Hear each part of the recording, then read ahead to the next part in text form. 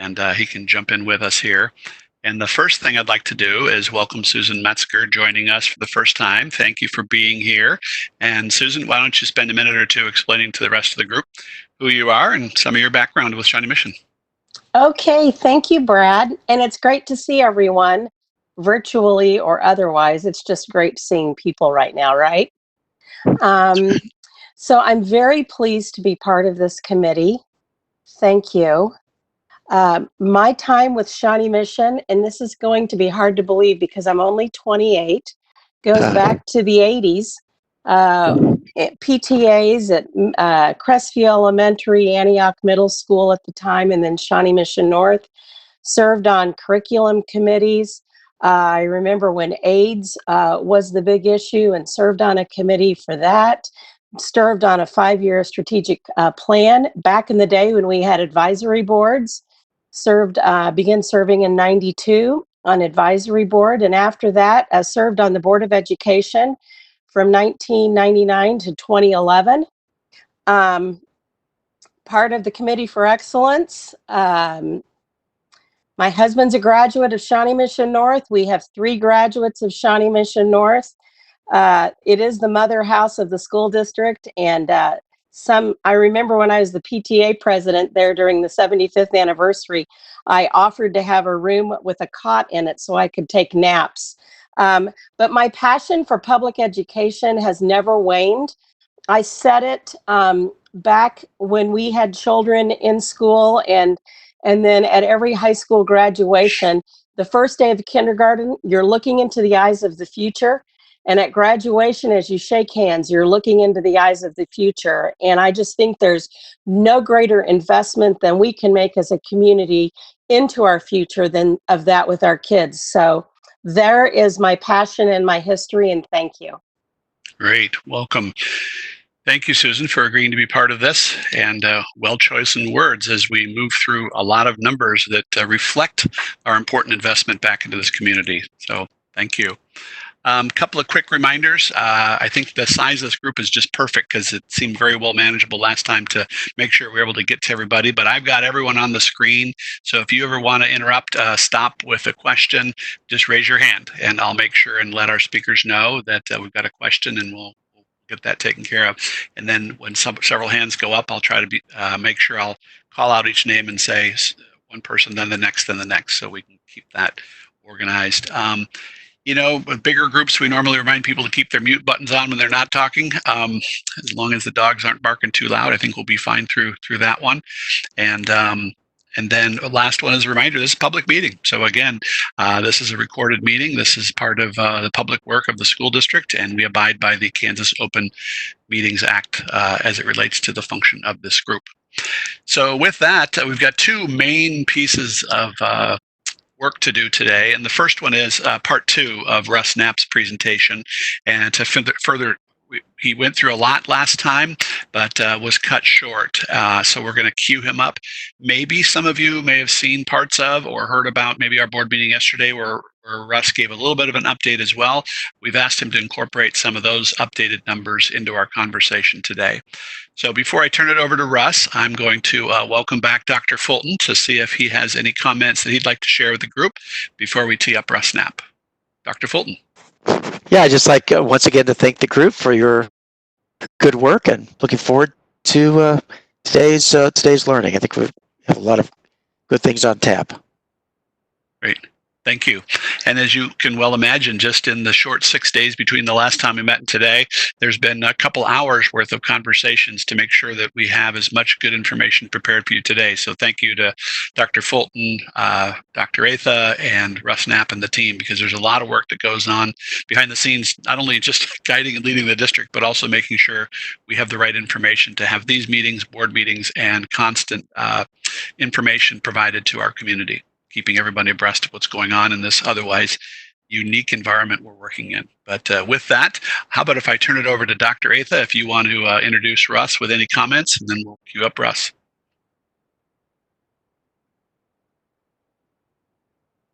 Thank you, Mr. Stratton.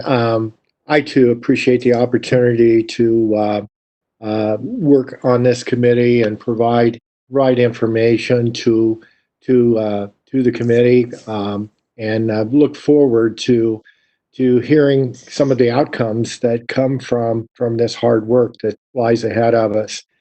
I think we need to move right on, though, with Mr. Knapp. Like you said, he is going to present part 2 of Finance 101 and emphasize several components that we think the committee needs to hear. So, Russ, take it from there.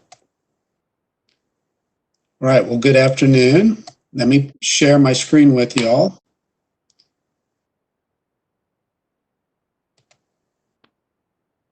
I'm going to kind of jump to the very end of talking about our operating funds, our general operating funds from last week. This was the slide that we kind of ended on for operating funds, and then we jumped ahead to the budget development slide to wrap up real quick. So I just want to circle back to here. So this is our summary of fund balances. It kind of encapsulates all of our revenues and expenditures, whether we surplus or deficit, if you remember that explanation. I'm going to interrupt for just a second. Can people see this slide? No, we're not seeing it, Russ. You're not seeing it? No. It's not that we don't like the numbers. We can't even see them. Okay. Share my screen.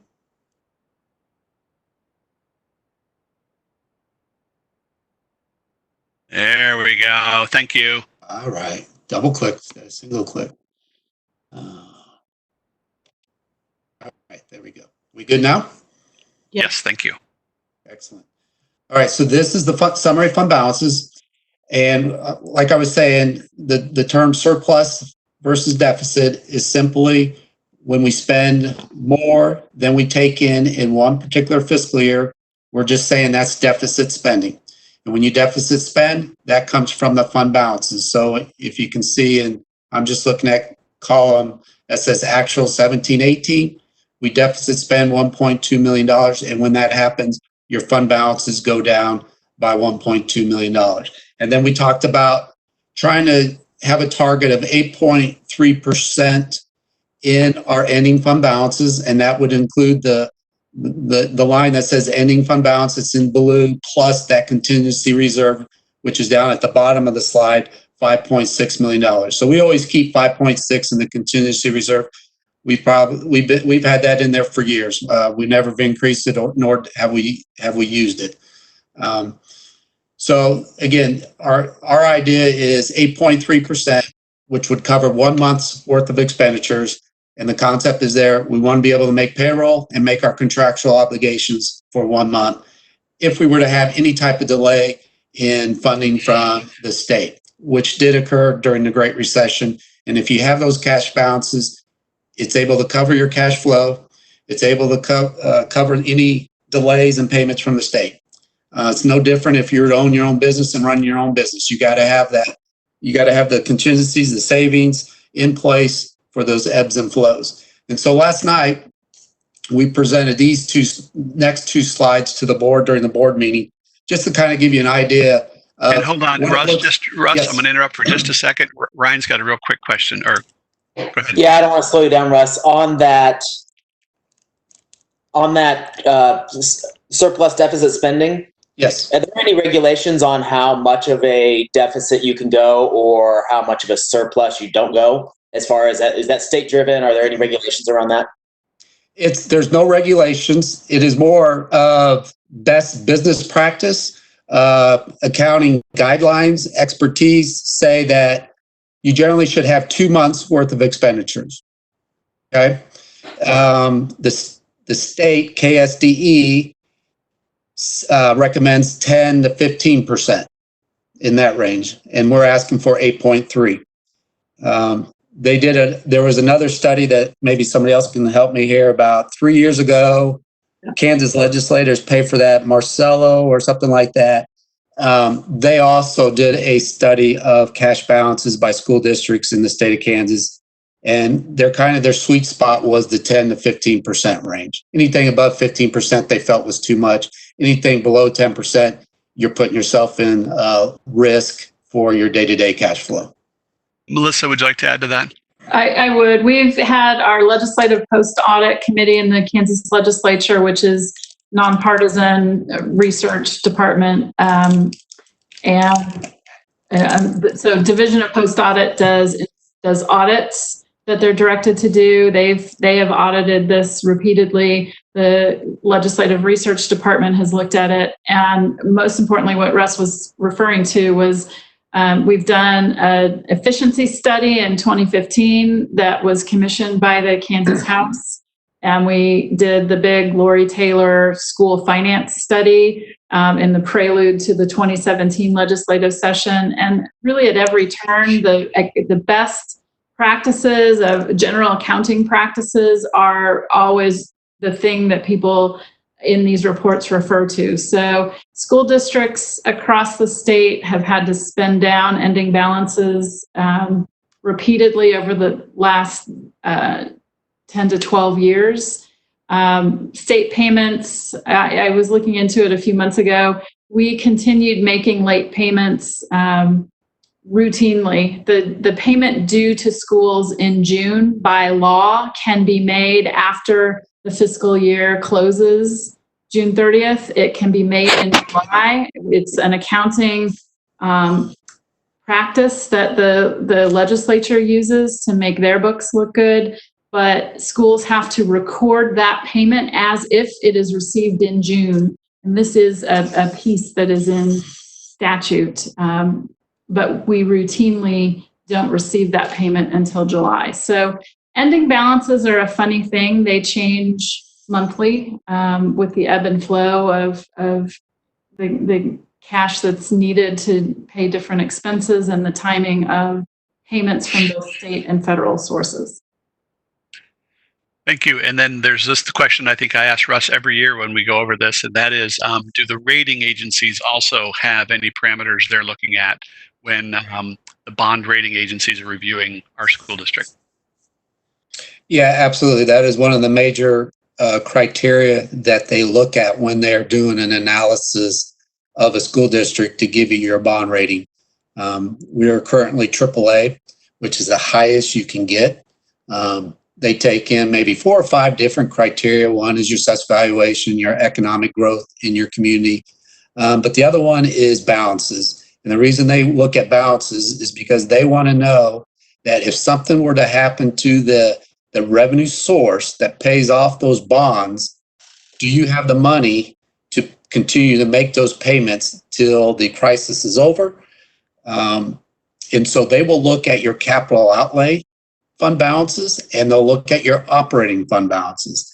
And if you trend down or you show any signs of trend of years and years of deficit spending where those balances are eroded away, it would jeopardize our rating. If the rating were to drop from AAA down to AA or single A, you're costing your taxpayers millions of dollars of interest, because those bonds are, we're selling $200 million worth of bonds, 4 to 5% interest over 20 years. And so that adds up really fast if you're not at that AAA rating.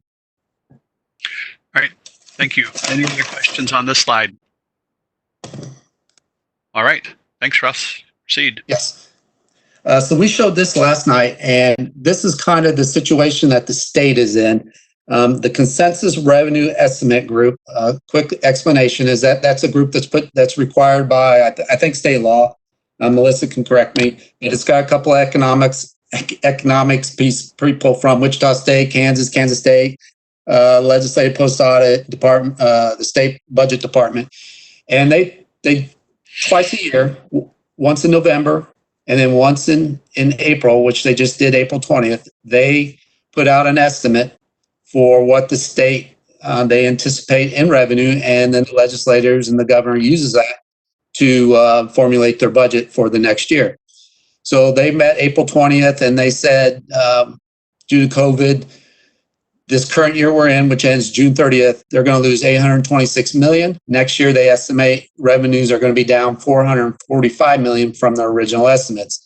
That's $1.3 billion all the way to June 30th of 2021. And so what that looks like for the state, they were estimated to have a $926 million ending balance, or 12.2%. Now they're estimated to be $205 million at 2.7%. And that's the percent is the fund balance of their total general fund operating budget. So they're like at $7.6 billion, I think, at the state level. And they spend about $633 million a month. And I just took that number and divided by 12. So the important piece out of here is that the state it took a while to get there, but the last 2-3 years, they got to a point where their fund balances were healthy again. And we always talk about that we need these balances for the emergency situations. And this is what we're in. This is a prime example that we're living in right now, is an emergency situation. The governor, they'll meet again, most likely. I think Dr. Little said last night that the close of the spring session is May 21st, I believe. And so they'll convene and probably talk about budget and see what they need to do. If there's budget cuts they can do this year, or if it's just going to be for next year. And the positive out of all of this is that they have those healthy balances, that the cuts that they have to do in this fiscal year, which is just May and June now, will probably be minimal. I mean, they'll probably do everything they can to save money to help the bottom line towards the end of the year. But would they have to cut schools? We're hoping not. I don't anticipate them doing that. But for fiscal year 21, you can see they're anticipating a negative $653 million ending balance. And so they have their challenges, and they'll have to figure out what they're going to do for next fiscal year, whether that's allotment, revenue increases, stealing from the highway fund, not stealing, sorry, bad word, borrowing from the highway fund that they never pay back. And so there's those, sorry. So that's the predicament they're in. And so then at the Shawnee Mission level, I'm going to interrupt for just a second. Melissa, did you have a question on this slide here? And you're muted. Russ did a great job of reviewing that. I would just say that the executive branch agencies have all been informed that, and this happened about a month ago, that we should freeze, non-essential expenditures. There is an effort afoot among the state agencies to preserve the working capital that we have in the current budget. So I'm hopeful, Russ, that we make it through the end of this year. I'm also watching at the federal level. It's important for us to pay attention to what Congress does, because our governors across the country, both political parties, are asking for federal assistance to help backfill the kinds of holes that COVID is putting in state budgets everywhere. You add a lot of other economic metrics that are harmed, the oil industry prices that have dropped out, the ag industry, and the damage being done to the food supply chain by COVID and all of the disruption.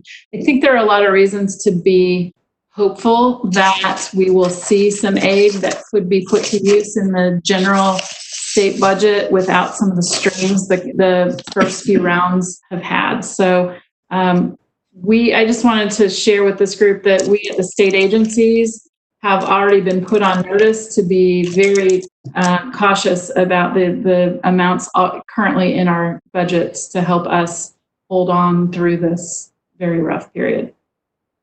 Thank you, Melissa. And would you mind reminding folks the agency that you're working with? Sure. My name is Melissa Rooker, and I am the executive director of the Kansas Children's Cabinet and Trust Fund. We are connected to the Kansas Department of Education. They serve as our fiscal agent. So I see all of the agency types of HR and general guidance that comes from Department of Administration and the governor's office, and certainly Commissioner Watson. Great. Thank you. I want to make sure everybody understood the perspective that your professional hat wears. And then I'm going to add this little layer of disclosure that I serve on the trustees of the Caper Pension Board, and we're getting ready to talk about that piece as well. So I can certainly provide input, but I might be hesitant to go beyond that between our regular meetings as a pension board. But Russ, go ahead. Okay. So we wanted to show what it would look like at the Shawnee Mission School District level. Beginning this fiscal year 20, we were at $18.8 million in beginning fund balances in our operating funds. That represents about 5.5% of our total operating expenditure budget. So that leaves us about, we're shooting again for 8.3, so that's 3% less than where we would like to be. Again, our monthly expenditures are $20.2 million at 8.33. So that's just kind of the big picture and then what it looks like for Shawnee Mission. Fortunately, we will continue to get our general state aid, or at least we anticipate that if there's no changes at the state level. So we will be funded through the end of the fiscal year. Okay. Little pause. Any questions there, Brad? I don't see any. Thanks. Okay. So I'm going to move on to our capital outlay fund and our debt retirement funds.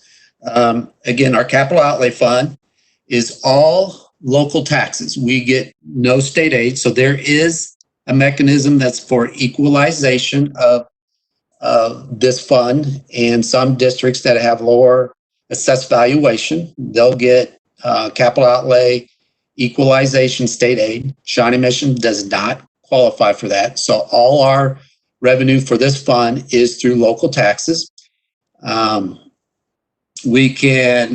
State law allows you to go up to 8 mills. The school district has always done 8 mills. You can do it lower than that if you want. That is a board approved decision. We've done you got to do a resolution, which we have done.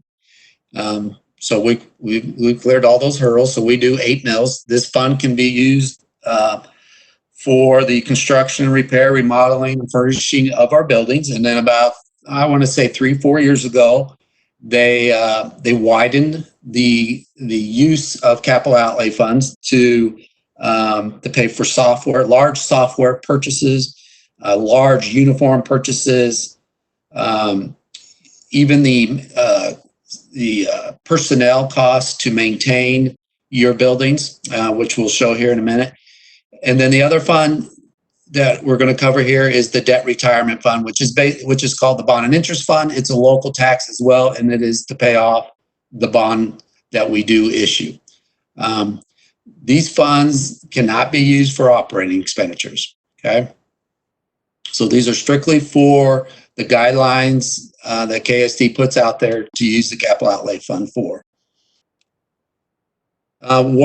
The assessed valuation of our school district is very important for this fund. Since we do levy a mill at 8, which is the highest you can be, the assessed valuation, the higher your assessed valuation is, so if it increases, you get additional taxes each year. Our assessed valuation, we're estimating at $4.3 billion for next year. That's 5.1%. I will say this estimate was done before the COVID crisis.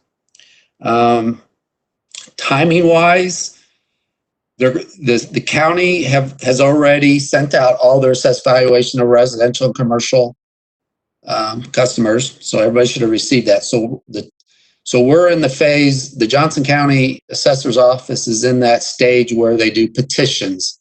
So you can petition your assessed valuation to go lower. I don't know. I really don't want to speculate. I don't know if petitions will go higher. I would assume maybe, but most likely what will happen is I think our delinquency will increase if those residential families that own those homes or even commercial can't make that second payment, which is coming up here in May. So we might see some delinquencies increase. Assessed valuation in the future, may or may not go up at the rate that it currently is. As you can tell by this slide, we project it to go up 5%. We have a long history of our assessed valuation increasing 3 to 5% each year. During the Great Recession, we actually decreased 5 years in a row, and that was a first ever for Johnson County. So that's the importance of assessed valuation on that capital outlay fund.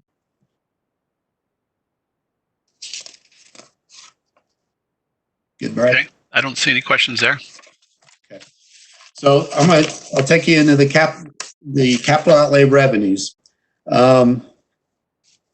We typically get about $36 million in tax revenues a year, and that's property tax and your motor vehicle tax revenue. So the 8 mills will generate about $36 million.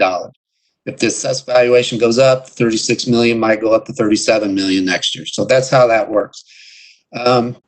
Some of the other more unstable revenue is interest, Apple repairs, and then we refresh our Apple devices and we trade those in to the secondary market, and we do get some money back on that. So we're estimating about $1.8 million for next year, 2021.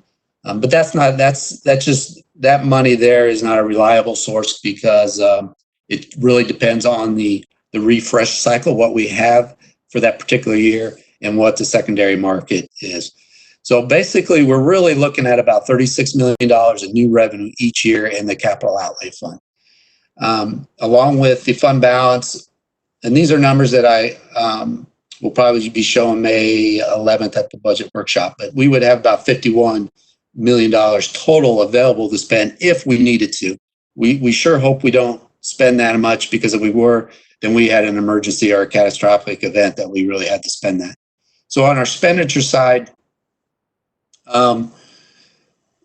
we tend to budget an ending balance of $5 million, and that provides us our cash flow for the summer months. So we get school districts in the state of Kansas get their tax revenues. Their big chunk comes in January and May. About a little bit over 50% of that money comes in January.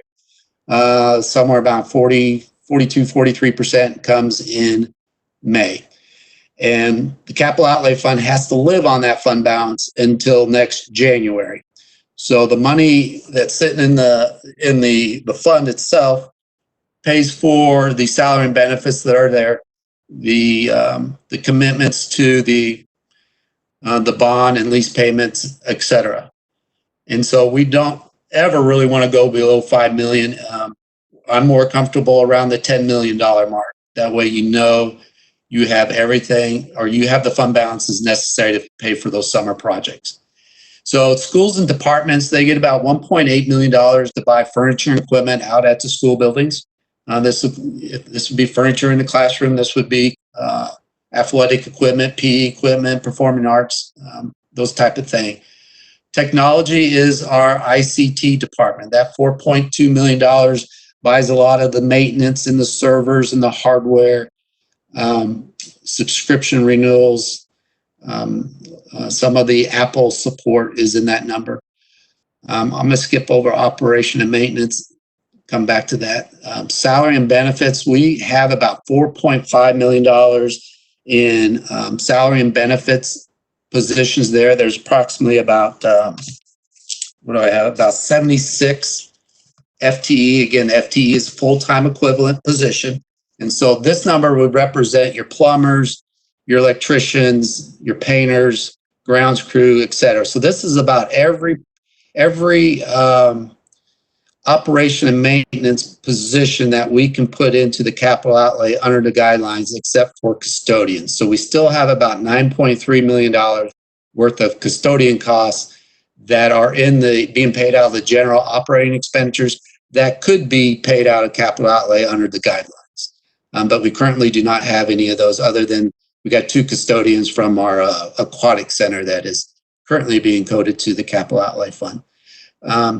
bond and Apple lease payments. We have $17.2 million that we are Russ, committed. Russ, Yes. I'm going to have you pause just a second. Susan Lindahl's got a question. Yes. And Susan, take your mic off there. Susan, your microphone.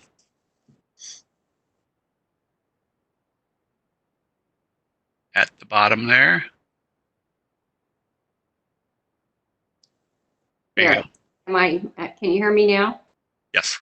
Okay, thank you. Well, I had emailed the question asking, what salaries, if all salaries that could be charged against this particular expenditure had been charged against it. And so, thank you for that. You said around $9 million for custodial. Are there any other salaries that could be included that have not been included, Russell? I know in 2014, I was at community college in Kansas, Kansas, and we were looking at this as a way to, this, I'm not telling you anything you don't already know, that it helped us immensely so that we could move those funds to capital outlay. And so you're saying that there are 9.5 million for custodial. Are there any other costs that could be moved that we haven't looked at, or do we have other funds that are identified to go there that would be allowable under the KESD guidelines? Yeah, we've been doing, the district has been taking salaries and benefits out of capital outlay fund all the way back to like 2001. We were kind of the leader in that. We got an AG opinion, and we started taking some of the HVAC, electrical and plumbers for some time. But so every chance we get, we put things in the capital outlay fund, and we've been doing that for years. So so personnel wise, yeah, we're pretty comfortable that we have everybody coded the capital outlay that we can, except for that custodial and a couple custodian supervisors that could go over there. And could you give me the total amount for that, Russell? That would be really helpful to know. $9.3 million. That would be allowable. Yes. To charge against this. Okay, thank you so much. That was the number I was trying to get to. So thank you. Other questions about this slide here? And Russ, what would be the consequence or the risk when something's committed from the operating side to the capital side when it comes to a salary expense? Well, a move like that would be a one-time move. So most likely you would move those expenditures from the operating funds to the capital outlay funds. It would then that cost would compete against the other needs in the capital outlay fund. So just looking at my numbers here, we budget $46.3 million. And if you remember, I said we've taken about $36 million in revenue a year with the about $2 million in miscellaneous revenue. So the revenue source could be somewhere between $35 to $38 million a year. And we have budgeted here $46 million in potential capital outlay. So it competes against the resources that you have available to do all the different needs that the capital outlay fund has. So if you can think about in this perspective that we have 60 facilities that Bob and his staff have to maintain. That's a lot of HVAC, asphalt, curbs, lockers, you name it. That comes out of Bob's $13 million that is budgeted there. So roughly about half of that really goes to the day-to-day operation, buying supplies, keeping the district running, keeping HVAC up and going, regular maintenance and all those infrastructures. The other half is his cycle projects. So I like to call them cycle projects, and that would be an elementary. Rose Hill is due to get asphalt, their parking lot re-asphalt. That's a cycle project. Mill Creek, their HVAC is 20 years old. It's time to replace those rooftop units. That's a cycle project. So half of that it goes to just the day-to-day, and another half goes to cycle project just to keep up with all the maintenance that's required on those. If you don't do that maintenance, it becomes deferred maintenance, and that's when you get the deterioration of your buildings, and then it costs you more in the long run to take care of those issues if you don't keep up on them. So that's kind of I hope that maybe too long-winded there, but I don't know if that answered it or not. Not at all. Thank you for that. I do think, it would be really interesting to look at what analysis could be done to perhaps add some additional salary offset to capital outlay. I would love to explore that. Yeah. As a committee. So thank you for that. yeah, it's one thing to keep in mind. This group might find very important on the bond and Apple lease payment. Our bond payments are about $10.6 million.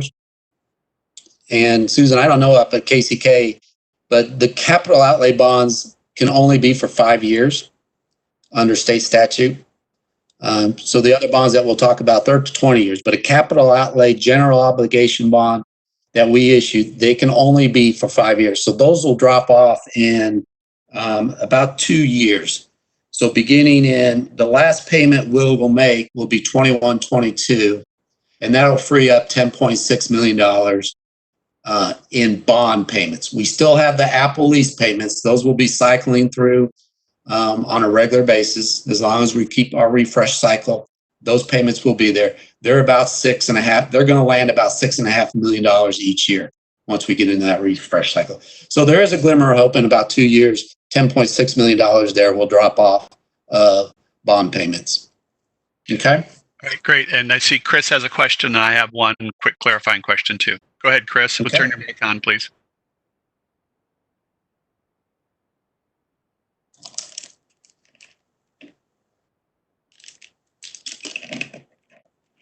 You answered it. Thanks, Brad. Oh, okay.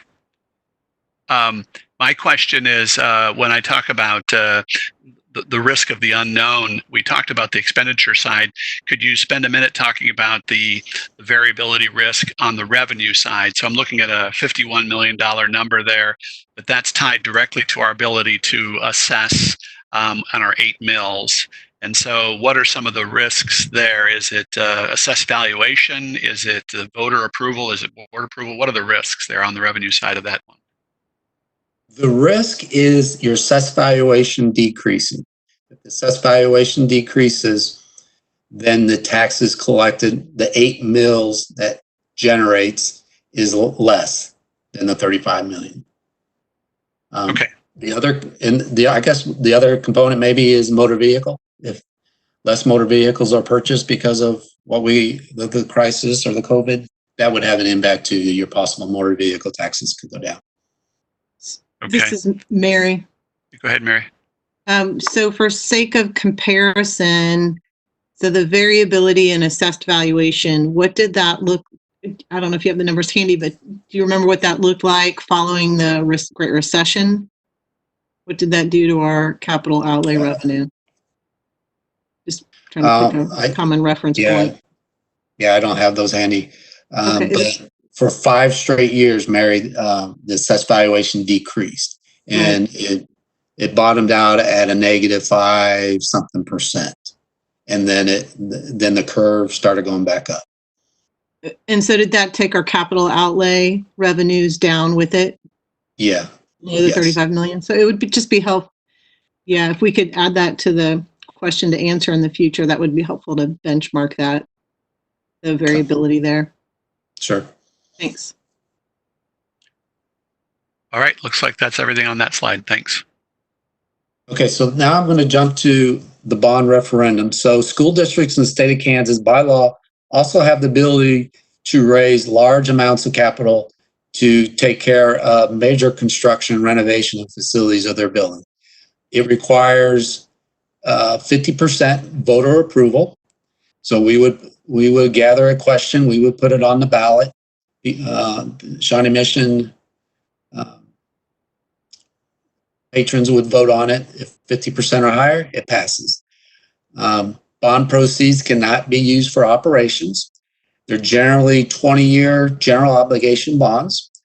The bond and interest fund that I talked about earlier is all local taxes. It's a mill levy that raises the money to pay off those bonds over a 20-year period. We're coming to the close of our 2015 bond referendum, which was $233 million. We got a few projects out there that might most likely will be wrapped up by the end of this summer. And so we would spend all that $233 million for the 2015 bond. So this slide is a slide that we inserted to give you a little bit more information on a potential bond referendum in the near future here. The August primary was a possibility, but I think it's kind of been taken off the table. It's just everything that's going on is too close to get ready for that. So if you were to have, you could have one on the November 2020 general election, which is the presidential election. It'd be a countywide election, so there'd be no charge to the district. The next one that we were targeting would be January of 2020. That would be a mail ballot election, and we would be charged to $250,000 roughly is what that cost is. If it's successful, we can take it out of the bond funds, so that does not impact our operating funds. If it fails, it will come from the operating funds. We threw out a January 2022 date, just if we're not ready for 2021 because of all the COVID crisis that we are in. And again, that would be a mail ballot election. Our 2015 election, we had two questions on there. We had the bond question and we had an LOB question. It was a mail ballot election, and both those questions were passed by about 82% margin. Okay. Potential dollar amounts, these are all just estimates. They get locked in and when you actually go for the referendum and you know what your assessed valuation is.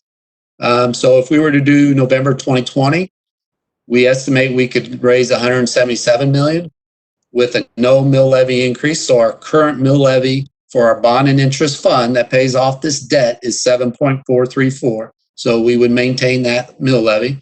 January 2021, it goes up to 187 million because we make our debt payments in October and March. So in October, it's a principal and interest payment, and then in March, it's just interest only. So we would retire some debt in the fall, so that free up a little bit more money. So we'd have $187 million there in capacity. Again, no mill levy increase. January 2022, it would jump up to about 199 million. And again, that is just bond debt that's being retired, which increases our capacity to sell new bonds. There is no increase there. And then in the state of Kansas for school districts, there's a maximum limit, and it's a calculation based on your assessed valuation and your current debt of 14%. So if we went all the way up to that limit, we could sell $341 million worth of bonds. It would be about a 1.9 mill levy increase of about 9. So it'd take our mill to 9.344.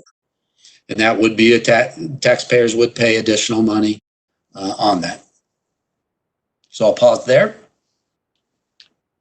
Questions about that? Yes, Melissa, and then Ryan. Thank you. Russ, if I'm jumping the gun, just tell me and we'll get to it. But are you planning to discuss the rest of the bond limitations? I'm not sure it applies to Shawnee Mission, but the law has other types of restrictions. That is correct. And I wasn't going to bring it in and muddy the water because the only time that kicks in is if you ask for something above and beyond 14%. Okay. So if we want to go the 400 million over our limit, you got to get permission from the state, and then you get on this priority list. And sometimes, and then it's literally what they kick it in July 1st, and you get all the superintendents call in immediately, and they get on the priority list. We'll try to keep it 14% or below, so we don't have to deal with that. Thank you. And Ryan, you had a question? Yeah, just two questions. One, is there logic around putting, I guess, does the bond have a higher success rate of passing on a county election versus a mail ballot? Mainly, obviously, because of participation. Is there a difference there? And then two, historically, What's the benchmark here? So 2015, that bond's retiring, and looks like 2020 potentially is your next one. Is it in every 5 to 7 year round? What's that look like? Good question, Ryan. Historically, I've been here, 21 years, and to my knowledge, we've only done one mail ballot election. The rest have been on a general election, but not on a presidential election. So when we did the elections on a countywide election, it was roughly around the 60%. I want to say 58 to 62, 63%. Mail ballot is 82%. And the reason is that more people come out for those general elections. They see the word taxes or mill levies, they just vote no. So you get a lot of those automatic no votes. Mail ballot is literally, you get a mail ballot mailed to your house and somebody has to take the time to fill that out and mail it back. So the participation in that mail ballot was low, but the yes votes were high. And then historically, we typically ran a bond about every 10 years. So the one before 2015 was 2004. And now we're at 2015, and would probably be better to let Bob speak to that because he's going to highlight a lot of the needs that the district needs, that kind of tells you why we might need to go out now versus later. Yeah, I mean, obviously, I assume as a district gets older, your frequency of needing to do that because of the cost of older infrastructure, the frequency will change. Yeah, that's correct. Looking for other questions here. I've got two. One is, I can't remember if you said this, Russ, there's at the state level, there's a matching component for some districts. You want to speak to Shawnee Mission's ability to get state matching funds to our bonds? And secondly, do interest rates play a factor into when to go to a vote? You've got the potential there as it relates to the assessed valuation, but there's also a variable cost in where interest rates lie in the bond market.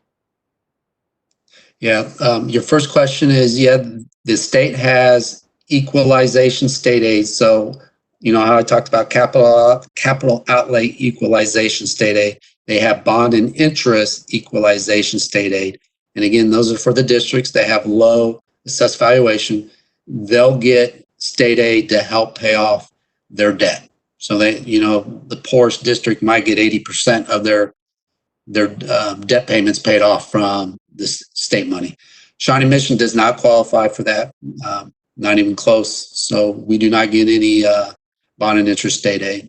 So it's all based on local taxes collected. And yes, interest rates do play a role in it. I don't know if you know how they tell you not to try to time the stock market. I don't know if you really time the bond market. It's more based on the district's needs and when they think they need to go out and sell bonds to take care of the projects. But it sure helps if the bond market the rates are low, because obviously you can lock those in and you save your taxpayers millions of dollars in interest. It really comes into play when you want to refinance bonds. So you want to refinance your mortgage on your house. We can go out and refinance our bonds the same way. And so when interest rates drop, we look to refinance bonds and save. Probably, those can get in the millions of dollars in interest savings as well. Thank you. Okay. I think that's it on that part. All right. This is just graphically to show you our debt schedule. We currently have 3 issuance out there, go all the way to 2037. Again, this represents our bond and interest fund that goes to pay off our bond debt. So there's no impact on our operating funds. We don't have to use operating funds to pay off our debt. Then I'm going to move into self-supported funds, and I'll try to move through here pretty quick. We call these self-supported because we do not we don't transfer any money from our general operating funds to these funds. These funds have their own revenue sources. They're from fees, local taxes, interest, gifts, and grants. So the money that goes into these funds supports the program expenditures. And again, it does not, we try not to impact the operating funds at all with these. So these are the funds that I have in the red box down there are self-supported funds. And the numbers you're looking at are the budgeted expenditures. And obviously the big one there is the food service fund. So it's a self-supported fund.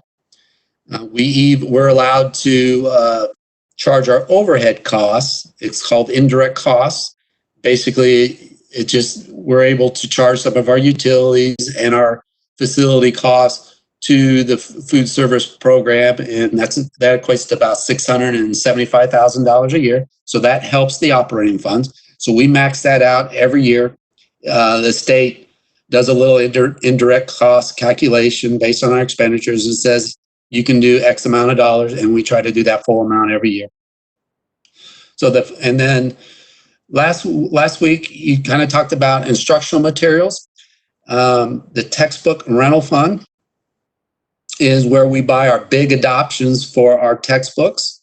We charge a student textbook rental fee of $80 a year to secondary kiddos. That would only be grades 7 through 12. We do not charge a textbook fee at the elementary levels. That generates about $900,000 a year. And those are, you plan out into the future what textbooks that you're wanting to purchase. So a big adoption, it can range from $1 million to $2 million. So they're very costly to do textbooks. And so we build balances to purchase that when that time comes around, and our curriculum instruction kind of handles all that textbook needs. So Ryan, I think you might ask that last week, but our instructional material, we can take instructional material out of the general operating funds. No issues there. You can take it out of the textbook rental funds. Sometimes you can take it out of federal dollars or grant if it's allowed, if it's not restricted. So if that grant allows you to purchase those items, you can. So those are kind of the three sources that we use for the instructional materials. And I wasn't going to hit on any of these other ones unless I'll pause and just see if there's anybody that does have a question about any of those particular funds. Yes, Mary. Could you just clarify about the digital resource instructional materials and whether or not that can come from capital outlay and or is it restricted to just operational funds? Digital resource, that's a good one. I would say it's probably an operating cost and also textbook rental costs. With a lot more digital material out there, they loosen those guidelines in the textbook rental fund as well, not to just be a hard textbook.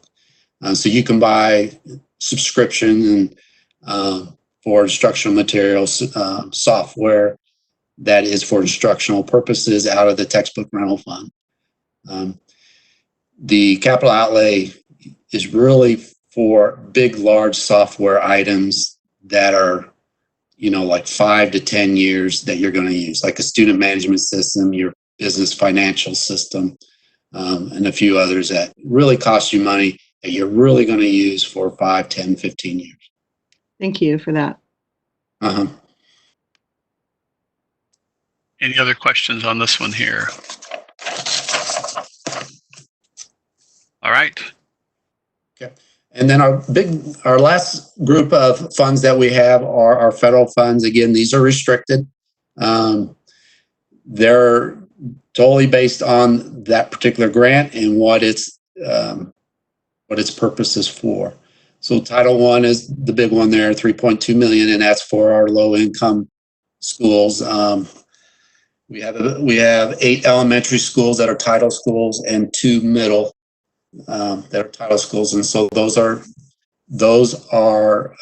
put additional services into those 10 schools. Teacher quality is professional development, as well as 4A is professional development, and then ELL is English language learners, and then Carl Perkins is CTE, which is career and tech ed. used to be known as vocational education. And the other big one is Title 6B, which is special education IDEA. We get about $6.5 million that we use directly to the special education program. I was going to mention one other that came up last night in the board meeting is our tentative number for the CARES Act for the COVID crisis is $2.6 million. That they are considering that federal funds. We will draw it down like we do all our other federal funds. They think that will be open June of 2020, and we would have to September of 2021 to spend it. The criteria they used to allocate it was based on Title I, but it is not Title I monies. They have set out some preliminary guidelines. A lot of the guidelines are about coordinating, planning, all around kind of a COVID, the preparedness and how to handle it going forward.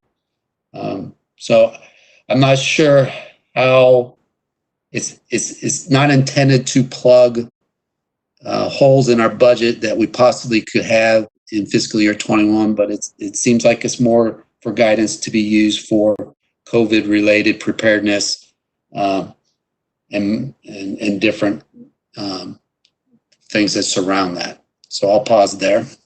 Melissa has a question. Well, just a clarification, Russ, I've been looking at other streams of funding in the CARES Act and generally the guidance that I've seen, and I'm wondering if you know if it applies to this set of funds that is headed towards the school districts. It's anything that wasn't passed in the budget, the most recent budget that passed. That's the big fund the state is getting for COVID relief. If it was in the state budget as a regular expense that was envisioned, those funds are not eligible. But if it's new and different expenses caused by the response to the COVID-19 situation, it's an eligible expense. So I'm just wondering if you've gotten any insight into that in the guidance that you've seen. That's the same thing that we are hearing. And no, we have not gotten any additional or more detailed guidelines.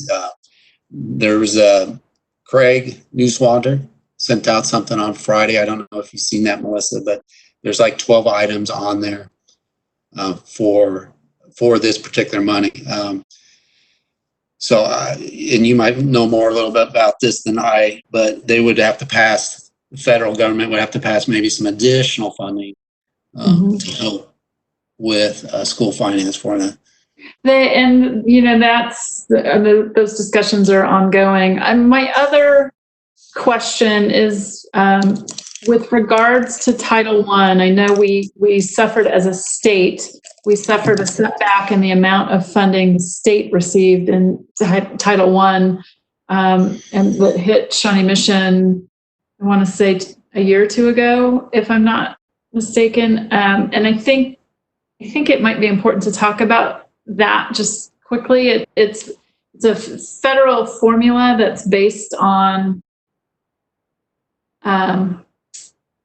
it takes into account prior year state effort, and Kansas through the block grant years took a hit that adversely affected our allotment from that federal formula. So if I'm remembering this correctly, next year we are out of that trough. It will be dependent on federal appropriations and how it interacts with states all across the country. So it doesn't mean we will see more funding in that formula, but we are out of the dip that our own legislative actions created. So just maybe tuck that away to watch as something. Yeah. That might develop. Yeah, I would. I think you're spot on all that. I would add that for 3 years in Title I funding, we lost over $1 million coming out of that block grant. And so that when that $1 million, you had two choices. You had to cut those Title I services, or if you maintained them, you had to shift them over to the operating funds. And that's, we did a little bit of combination of both. Dr. Fulton did a good job explaining that over this past year. But again, that's your operating funds that have to absorb any of your federal cuts. But yeah, we got our preliminary number for Title I funding, and I don't hold me to this, but I think we're in like the $50,000 to maybe $75,000 increase in Title I. So not a lot, but we're not going down anymore. And yeah, the block grant had an impact on our expenditures per pupil, I think is how you look at it. Statewide. I would also put a plug in for making sure people are filling out the census, because our population actually is the biggest driver of that type of funding allocation across a variety of federal programs. So spread the word. Right. Thank you. Anyone else? Okay. And this last slide is that I'm going to cover is the mill levies. I think this would be informative for you as a group to know how each mill levy really impacts the school district. So when my neighbors give me trouble about, oh, you're going to raise my taxes on me again, they don't want to hear my response. They just want to give me trouble. But we're really not raising your taxes. We don't really, school districts in the state of Kansas do not have a lot of control, if any, on their mill levies. So the general fund is state law. Every school district does 20 mills. LOB is school board does not get to set that. You go through your budget, you go through the school finance formula. It says you need X amount of dollars. So Shawnee Mission needs $60 million in expenditures. So how much does my mill levy need to be to raise $60 million? And that's what it is. So it spits out the mill levy for us based on our own assessed valuation. The school board does have the ability to go lower, but not higher than that. So that 14.492 that you see in column 1920, that is the school budget formula that spits that out. Capital outlay, again, like I said earlier, it's 8 mills. You can't go higher than that. You can go lower. Special liability, that's a fund that is all local taxes. It is restricted only to pay off liability claims. So if we have discrimination claims, any of those type of things where it's bringing a liability to the district and we need to defend it or pay out, that's what that fund is for. It's again, it's budget driven. You go through the budget calculations and it says, hey, you need 1.16 mill levies to generate the revenue you need to cover your costs in that fund. Cost of living, same thing. They back into the 1.944. You don't really, the budget document, the process sets that for you. The school board does not. Declining enrollment is gone. Bond and interest, same thing. It goes out and looks at your bond and interest debt, and then it says, I need 7.436 mils to generate the revenue to pay off my debt, period. Special assessment, same way. Special assessment is another fund that's really not, it's kind of more of a pass-through. It's really the easements in your property. So Johnson County gets the ability to assess for sewers on your property, and they funnel it through the special assessment. So we have to go out and collect a tax, and then the Johnson County bills us for it, and we send them the money. But that is on our books. But it's really nothing that we can use. We don't use anything for here other than we get to pay our Johnson County wastewater bill out of there. So that's a good thing. And so you looking at 52.121 is what we're estimating our mill levy to be. If assessed valuation goes down, our mill levy would have to go up. If our assessed valuation continues to increase, that mill levy will stay the same, maybe come down a little bit. So I just want to kind of give you the premise of that. So when you're mad at your school board, they really don't have a whole lot of control over those mill levies. Thank you for that plug. I appreciate that. I've got 2 quick questions, but I'm going to look to see if any other hands are up here on this one. This is a great chart. This is very helpful. one, I guess, is more of an observation. So it says at the very bottom, there's the school districts, of which there are 6 in Johnson County, range from that 52 to 69. Clearly, we're that lowest number there, that 52.121. Is that because we are also the highest assessed valuation total of the 6 school districts? Yes, we have the highest assessed valuation. Okay. And then the second one, and I meant to ask Dr. Little this question last night at our board meeting, there's a piece of legislation that's talking about capping the ability to raise new dollars based on appreciation in your assessed valuation. And if I understand it right, it passed one body of the House, but not the other. Do you or anyone else know where that stands, and would that affect us in our ability to, I'll call it, ride this wave of increased assessed valuations for generating funds? I do not know where it stands in the legislative session, but I think what you're referring to is something similar they put on the cities, right?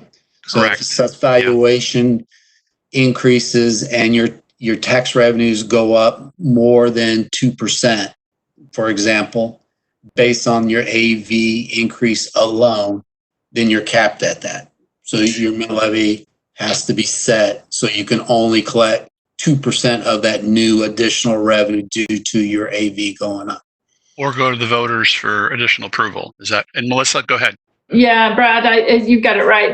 The current lid, I think, is what Russ is describing accurately. And then the bill was an attempt to adjust that property tax lid and just say, I think there's an attempt to make it just an annual election. If the value goes up, then the people need to vote to, even if it maintains the mill levies, the people have to vote to collect those additional taxes. Given where we are with things, I don't think that will be something that moves. Should the legislature return in May to wrap up the session, I'm not sure they'll be there long enough to move a bill like that. So I would, obviously, Stuart will continue watching very carefully and keep you all informed, but I don't anticipate a lot of that style of legislation. I think they're going to come back to take care of crucial priorities and probably not a lot more. All right. Thank you. Mary Sinclair. Was there also legislation to look at removing that cap on cities? I don't know if that. Yeah, I mean, all of that has been proposed ever since the lid was established. It just doesn't have traction with leadership. So I'm not sure that one moved anywhere, but yeah, there's a lot of groups advocating for that to get back to where the cities can regulate things themselves. I think our taxes did not rise as fast for property taxes before the lid as they have since the lid. And, I think it has had an adverse effect based on what they intended. Okay, thank you. Anyone else? All right, Russ, thank you. Okay. And that kind of concludes what we were going to cover. This is just a bar chart of the mill levy history. As you can tell, it's stayed pretty flat over the years. And then we kind of talked about budget development process and budget timeline last week. So I don't know, Brad, if you want to touch on anything there. If not. Yeah. As I mentioned at the outset, as we were getting the meeting ready, that we were trying to back into a next logical time for this group to meet. And this is part of the schedule that I was using. We, as a team, were using to try to figure that out. And so we were looking at meeting on Wednesday, May 27th, which would be the day after that second board workshop.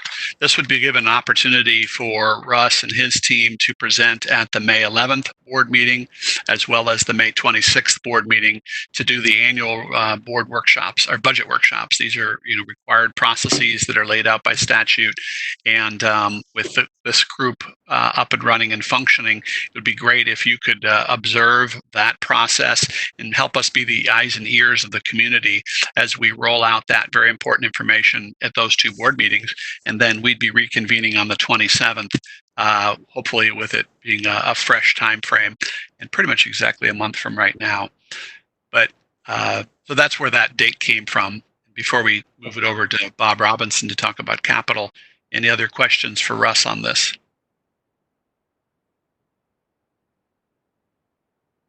Great.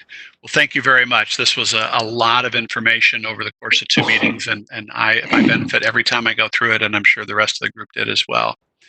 So with that, I'm going to turn it to Dr. Atha, who will in turn tee up Bob Robinson. Okay, thank you. Thank you again, Brad. Bob Robinson is our executive director of facilities.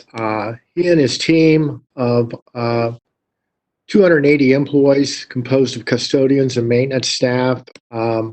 They maintain our facilities, and as Russell said, he has about a $13 million budget a year to maintain well over 50 buildings. So with that said, Bob, you're up, and walk us through some of the facility projects that you're looking at and facility needs that you're looking at. All right, thank you, and thanks everyone. I apologize, this is the first time I've run a PowerPoint on a conference, so hopefully that's up and you can see my PowerPoint. We can, and Yes. we will give you lots of grace too. Thank you. So quickly, I'm going to cover district overview, 2015 bond, action team committee meetings, open forums, maintenance records, and future needs. So just kind of give you an overview of where we're at as a district. Many of you already know this, but we have 6 high schools, including Horizons, 5 middle schools, 34 elementaries, early childhood center, signature programs here at the Center for Academic Achievement, Career and Tech Center. Arrowhead, we have an alternative school. We have approximately 5.4 million square feet, 860 acres to maintain. That's approximately 111 acres of asphalt parking lots, 25 acres of asphalt playgrounds. So that's just kind of an overview of the district. Any questions? Or just want me to move on, Brad, until you stop me? Yeah, go ahead, and I'll watch for hand waves, and I'll interrupt you. So, yeah. Oh, I would do have a question for Mary real quick. Here. Okay. Do we want to go through kind of the task or the ask for the committee as Mr. Robinson goes through this PowerPoint? Yes, thank you for that reminder. And can I turn that back to you, and then I'll join as well? Sure, I can pull that up. So the goal here was similar to the finance piece. If you should probably pull up my agenda, but if you all could think about and identify questions. Do you have the agenda handy, Brad? I do, and I'll go ahead and read. So it's on here that we're asking your input and assistance in identifying common questions and misunderstandings within the school district community regarding the process that's used to gather community input and prioritize capital, both ongoing maintenance and capital improvement projects. So as your role and the request is for you to look at it through the lens like we did before of saying, what would be helpful in the ways of the greater Shawnee Mission community to better understand not only this process, but then how that process plays out to the eventual rollout of a bond. Thank you. And I'm trying to take notes where questions are being asked, so I'll continue to do that as well. All right. Thank you for reminding me. I did not tee that up. Yeah, no, that's great. Bob? All right. So this is just a brief outline of the 2015 bond that Russ had talked to you about. Of that bond, 170 million of that was for new construction, 54 million for maintenance, and approximately 13 million was used on security upgrades for the total bond package. Over the last few months, we've under the strategic plan action team committee, we've had 4 action team committee meetings. Those meetings, 32 members, staff and patrons, reviewed past bond issues, talked about current needs and capital funds needs. So that's kind of what we've been doing over the last, say, 6 to 8 months. And in part of that, we had some open forum meetings at each of the high schools. That was in October, to try to get the feedback from as many of our patrons as possible on some of the proposed projects we had moving forward. You see here 78% supported new school rebuilds, 86% supported technology upgrades, 77% supported security upgrades, 82% supported high school upgrades, middle school upgrades, 85%, and 81% for school playground upgrades. So that was just kind of the highlights of that group. You can see there from the numbers, they're not near as high as we had hoped. At East, we had 39 people attend. Northwest, it was 17. Only 9 at West. 41 out of Shawnee Mission South, and 31 out of North.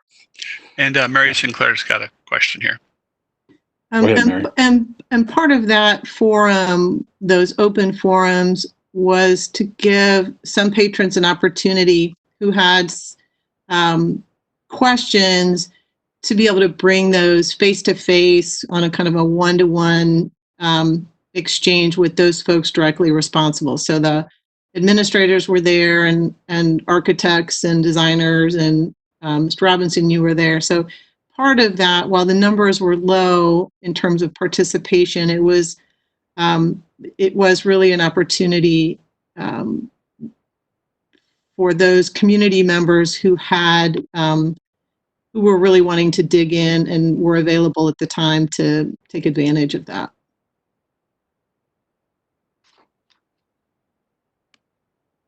Yeah, any other questions? All right, go ahead, Bob. This is just our maintenance records over the last 3 years. The maintenance requests are submitted by the administration in each building, or usually through the head custodian. In 2017, we had 14,000. 2018, we had 16,000. In 2019, we had 17,000. So this kind of shows, as the age of our buildings get older, then there's going to be more maintenance requests. We do have 27 of our total buildings that are over 50 years old. This is kind of a running spreadsheet that I keep of future project needs for the district. I know it's kind of hard to read this graph, but those are, roofs, asphalt, different things that we know that are going to have to be replaced on a every 15 to 20 years as they wear out. Different obstacles there, HVAC is probably 15 years. Carpet replacement, that's probably 5 to 7 years. So they're just different aspects of that. So what we do is we keep this running spreadsheet with an estimate pricing of what we think it'll take to replace these items. So this is from current to about 15 years out. We've got $670 million worth of deferred maintenance or maintenance needs. I did break down some of the larger numbers, as you've seen on the chart, was HVAC. So HVAC, and I'm assuming, and I don't know this, but we're about 20 years out. So I'm assuming it's sometime in the late 1990s that we either air conditioned a lot of buildings that wasn't air conditioned, or we had a bond issue. So I think that's why you see the numbers so much higher in 2020 than you do in the other years. Now, that doesn't mean all that work has to happen in 2020. It means that's when it runs out of its life expectancy, and your failure rate goes up every year you go past that number. Okay. Roofs is another issue. As you can see, it looks just like HVAC. That's why my thought on a bond issue. In 2020, you've got a significant number, and then it drops down significantly after that.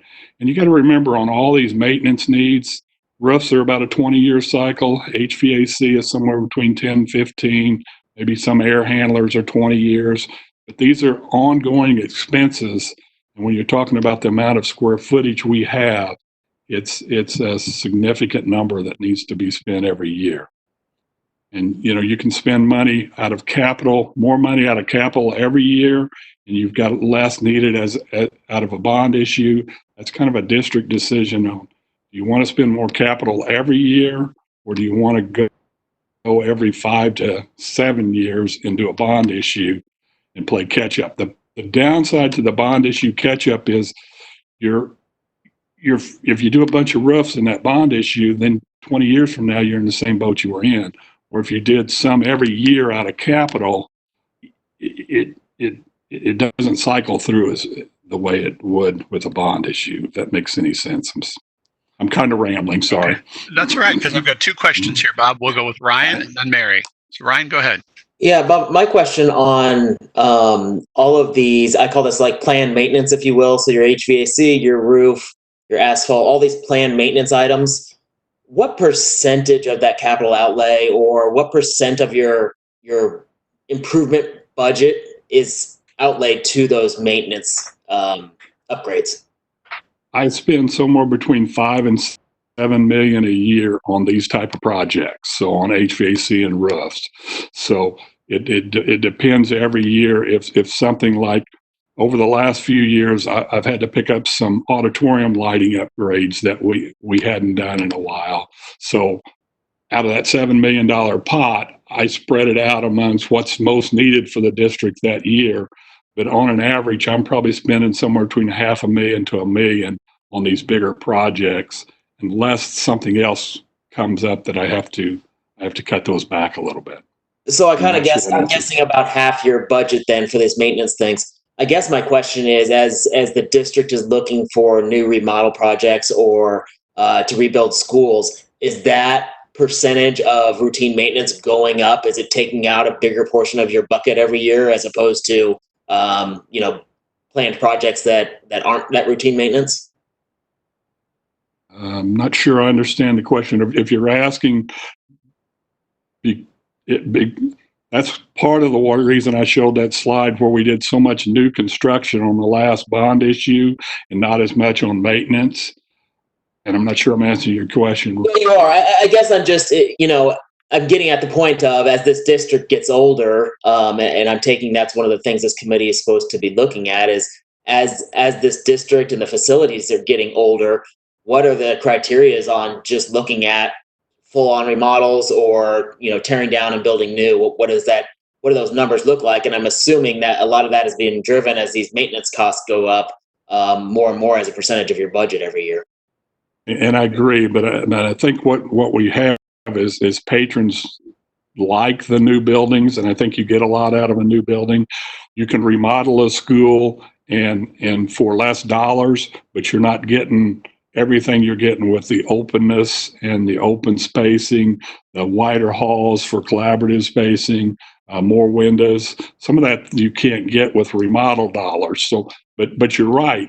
The fear that I've got right now is that if we don't start putting more money into our high schools and middle schools, those you really can't rebuild because you don't have the space. You're going to be in trouble 10 or 15 years from now. I just feel like we need to spend more on high schools and middle schools, either for more bond if we're going to continue to rebuild elementaries.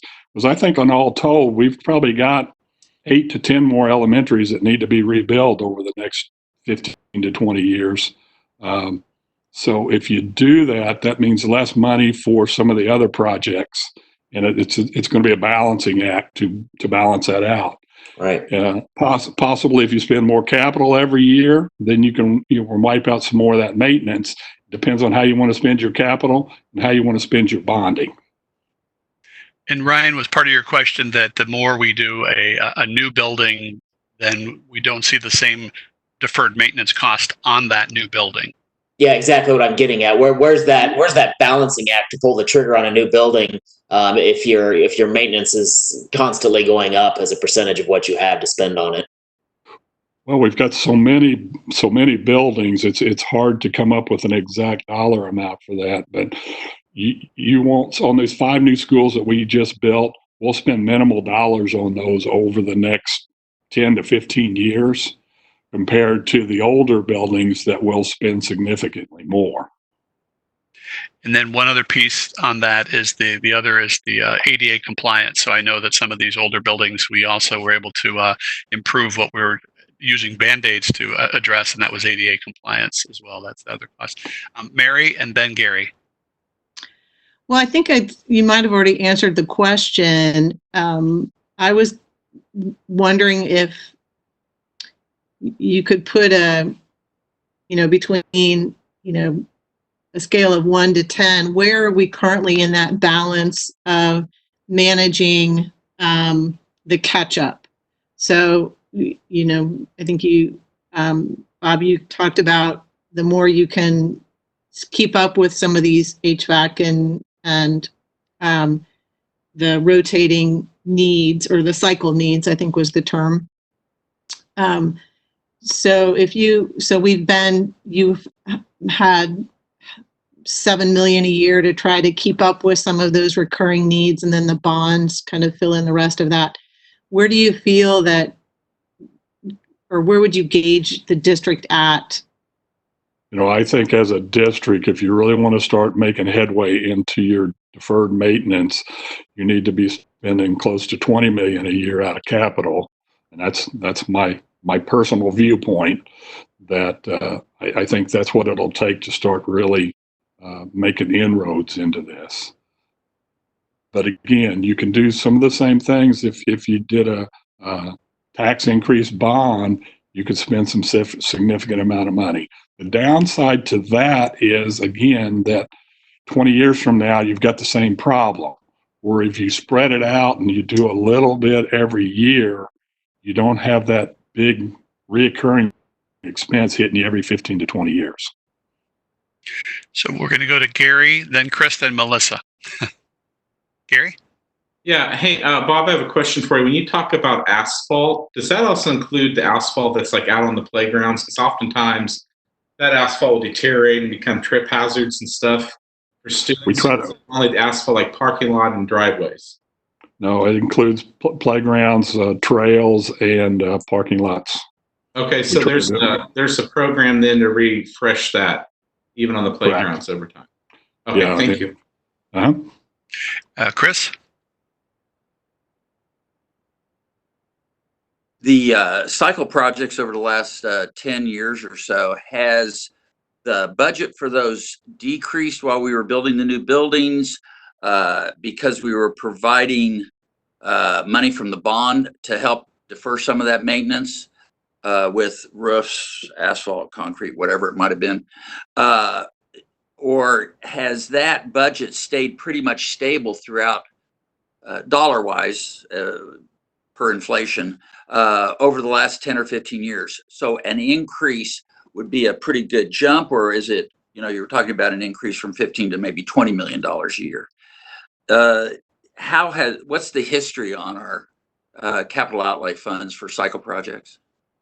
Chris, Russ will have to help me with part of this, but for the 5-6 years that I've been with the district, it's been pretty consistent in around 10 to 13 million a year. All right. I don't know, Russ, if you could say more to that on back for Chris. Yeah, that's pretty dead on. We typically would allocate about $10 million to the cycle projects the days that you were here, Chris. Mm-hmm. It does go down a little bit when we have a bond out there because we can use those costs. Mm-hmm. Obviously, we're going to use that money first before we put that burden on the capital outlay fund. Right. So they do come down a little bit. Good. Yep. All right. Thank you. Melissa? And Chris, go ahead. Go ahead, Bob.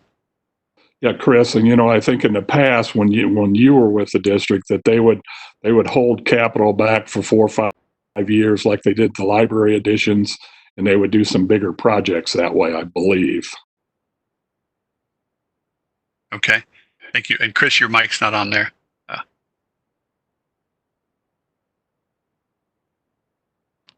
I think that was the process up to that point. I would be interested in seeing how much you've got some estimates over the next, let's say, 5 years, because the 5-year cycle for a bond, of what kind of cycle projects you would want to include in a bond, and how that would work, and how we'd be able to sell that to the community as being investing back into existing buildings and our infrastructure. Okay, I've got a slide here on the end that kind of starts going into that a little bit, Chris. Okay. All right. So I'm going to have Melissa go, and then Mary, and then we'll Actually, I'll defer and wait for Bob to get to that part of the presentation and see if he answers my question. Okay. Thank you, Can I, Mary. do we want to reframe? I'm looking to you, Brad. I want clarification on the role of this committee in framing Chris's question. Is this committee looking at, what processes do we need to inform those priorities? Anyways, or does that make sense? It does, yeah. What we stated at the outset of this section was the process to gather community input and prioritize capital, both the ongoing maintenance and the capital improvement projects. So the idea is to listen for this process as it rolls out, and ways for us as community members to provide input and or ask questions to enhance the communication back out to the community. So what would be most beneficial for the community to understand better, with the ultimate of obviously passing a bond issue. And it sounds like Bob's got a few pieces to that at the end here, but then we can give some feedback on that part too. So maybe not so much in the specifics of the actual projects themselves, but more at this point, talking about the process to which we engage the community back and forth to gather input and ultimately bring the community up to speed and understanding what this process looks like, up to which a bond will be put before them. Does that help, Mary? Yeah, let's keep going, and we can get clarity too as we go. All right. Great. Okay, Bob. So this kind of was a priority list of potential bond needs. So technology infrastructure, much of our cabling for our classrooms, especially in our high schools and middle school, is CAD 3 and 4. With our technology needs increasing year after year, we need to repull a lot of cabling to the high schools. Rebuilds, if that's something that district decides to continue to do, there's 3 or 4 new elementaries that probably need to be rebuilt. There's probably 8 to 10 total that I think fall into guidelines that need to be rebuilt. As I said earlier, high school and middle schools, we need some select remodel, but I think this is ongoing. Every 5 to 7 years, we've got to spend some significant amount more money in our high schools and middle schools. Restroom renovations in high schools with the new guidelines on privacy for students. I think that's going to affect us on down the line, something we've got to be prepared to deal with. We've moved our early ed center over to Broadmoor. There's some renovations that need to be done for those kids to be able to operate better in that facility. Career and Tech, the district's working on a grant, Kaufman grant, and that may mean that we need some space for that, whatever that program comes out to be. HVAC upgrades. All the new schools, we've kind of went with new furniture, so we're looking at some high school, middle school furniture. Continual lighting upgrades and going to LED. You can save dollars. The problem is, by the time you offset the cost, I don't know if you actually save dollars, but it's kind of a wash for you. ADA improvements. Every time we turn around, we're finding a ramp that doesn't have a chair lift, or we had an area at West last year that didn't have access, and we had to add an elevator. So it's at this day and age, you would think we would have all those taken care of, but we're still finding items out there that needs to be done. Playground and equipment. I've started 2 years ago out of capital funds to start replacing our playground equipment. We still got, I don't know, like 20 or 25 buildings that still need playground equipment upgrades. Athletic areas, we need improvements to the drainage at South Ball Field and at Broadmoor. Asphalt improvements, roof improvements, those are just ongoing. Security upgrades, I wanted to bring this one up. We did all our security upgrades starting in I think the district actually started 2013, and we really got into it when we got into the bond in 14 and 15. But some of the equipment we put in, we've got notice that they will no longer support it in 5 years. So some of the stuff that we put in, some of our cameras and mostly our keyless entry devices will not be supported technology-wise 5 years from last year. That took us about 3 to 5 years to install all that. So I'm looking at if we don't do a bond quickly, to looking at capital funds to start doing some of that work so we can keep up with it. And Angie's got a question. Yeah, I was wondering, looking at this list, I know you had said we definitely need work in the middle school and high school, which I think all of us can pretty much agree on that. But with the schools being older, like North and West and things like that, to add on certain things, and even I thought I heard like before the immunizations or like the clinics that they're wanting to put into the schools and whatnot, where would that fall into place in that? And if there's ways of grants or anything that we might be able to attain to help pay for things like that, or for the ADA improvements, or even like some of the playground things that some places, it looks like some other schools may have gotten for equipment or for upgrades for those kind of things. Yes, I mean, that's one of those ongoing maintenance items that we have to continue to upgrade all the time. As far as the high schools and middle schools, we had a group of architects and engineers go through those schools last year. I guess it was in 2019, and generated a list of items that needed to be done for ADA and other things. What they met with the principals and the administrative staff and talked about functioning of the schools and how we would do it. So we've got a list of projects, some cost estimates for that kind of in an ongoing effort to try to stay ahead of that. Okay. All right. Thank you. You're welcome. And Mary? So, Angie, I just wanted to make sure I understand your question. So were you asking kind of both, how are those needs identified, particularly at the secondary level, as well as what are some alternative funding options? Yeah, that's what I was kind of looking at too, because I know a while ago I had seen some grants I sent to, I forgot who it was, looking for some playground equipment, recycled, like the recycled tires, things like that. I know sometimes that there's organizations that put things out for ADA improvement, but also how does that get prioritized, looking at this huge list and going to some of these schools? And I know, like, especially the high schools, it's hard to add on or do certain reconfigurations because you really only have just the summer. Like because when we do work in the schools, we only are really given spring break and then the summer.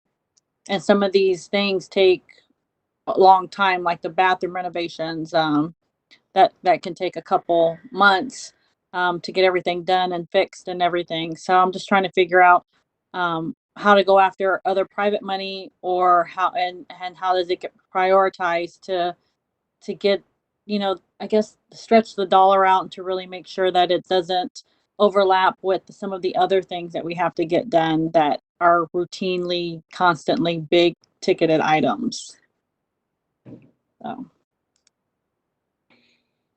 Thank you. But so could we spend a little more time maybe talking about how projects are prioritized, or at least of the list of potential, this list in front of us, are some categorized as kind of maintenance that's required versus, say, a capital improvement project? Well, we always have to do the maintenance that's required first. So we go down a list and we kind of start with roofs, and we've got a running list of those, and then we compare that to our roof leaks that we've had and issues we've had with the roof, and try to make that a priority. And then HVAC falls in next, because if kids getting wet, or if they're not heated, cooled or heated correctly, that's, it's just not a learning environment if they're moving around from that. After that, it's kind of put together what is the biggest needs, and we evaluate that going into every summer. We start doing that in as soon as we get the bids out for this summer and get works. So we'll start that probably in September or October, start planning for next year. But we've got reoccurring things that we keep on that list: HVAC, roofs, auditorium sound and lighting we've been working on, and asphalt, carpeting, and tile. We've kind of got a reoccurring, that's every year projects. And normally by the time we get done going through those projects, there's not enough money left in capital to do anything else, unless there's just a real pressing need for some reason. Not sure that answered your question, Mary. Yeah. Thank you. And we'll keep working our way through your presentation, and then we'll spend the last, say, 10 minutes again to talk about what we're asking this group to do and look at it through the eyes of the broader community, and what are some things that can be helpful. So go ahead, Bob. That's my last slide, Brad. Oh, okay. So okay. I'm good. Unless you want me to cover something else. No. Good. I just couldn't tell. I was trying to peek down there to see if that was it. So what I'm going to ask this group here is to share some of your thoughts if you are, quote, the average patron of the district. And as we move between now and whenever a bond comes forward, what are some of the things that would be helpful to clarify to you so that this district can better communicate what needs to be done both now and then over the course of what I'll call an information campaign up into the point of a bond. And Melissa.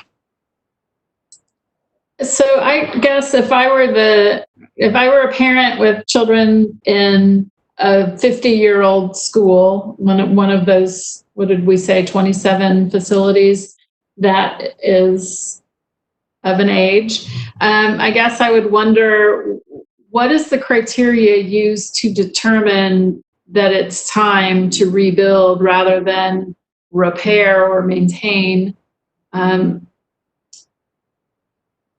But particularly, I guess, the elementary level, because we've been adding on and renovating the middle and high schools for years now. We had architects and engineers go through and do an evaluation on all our 10 oldest elementary schools, 9 elementary schools in the early childhood center. And they kind of evaluated those on, I think there's about, 8 criteria. That's online too. If you want to take a look at it, that's out there so you can see that. And they kind of evaluate them. And then what we do is we take that information and we say, okay, these are the top priority according to the architects. We go back and review our work orders, concerns we're hearing from patrons and administration in our buildings, and then we decide on, okay, which would be the next round of elementary schools that would be rebuilt.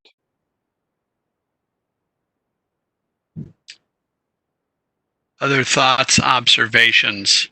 I haven't gone in and looked at what is online for each school, but I assume a lot of this information could be easily found on the website. I think logically it kind of makes sense if there's a running list of all the work that's being done at schools. If you want to reference it, you can, but as that list gets longer, it kind of becomes a little more obvious that school needs to be replaced. So, my youngest son goes to Mill Creek, and if Mill Creek's school has 20 items that need to be replaced, and we're replacing Prairie that has 5 items that need to be replaced, that doesn't make sense for me as a voter or as a parent. But the other way around, if Mill Creek has 20 and it's getting replaced and Prairie has 5 and it's not, that makes sense. So I don't know if that information is easily accessible, and I apologize, I haven't dug in to do the research on that to see if it is, but just putting information out there like that when it comes time to a vote makes sense to me as a parent and a voter. During our open forums, we had 2 parents, or I think it was husband and wife, that were against rebuilds. Everybody else we talked to was for rebuilds. And I don't know if you guys remember, but there was a lot of issue from Westwood on Westwood to be included in as one of the rebuilds. So I think a lot of people see the rebuilds as regreening in their neighborhood, And I think from what I've seen of what we did last time, I think that there's a lot of truth to that. Yeah. Okay, Gary? You know, the biggest thing I hear from teachers that I work with across the district every day is that they would like the buildings that are really aging to be rebuilt. And I think that's the biggest concern I hear, at least amongst teachers, is those, and those ones, especially those who teach in those buildings that are, you know, that are older and need to be retrofitted and built, you know, because education's changed. And it's really hard to meet the needs and the goals of education that we have now for today in some of these older buildings, because they don't lend themselves well to, you know, interaction between students or collaborative learning. So I think that's right there, from what I have heard, is the biggest concern. Okay. And Chris?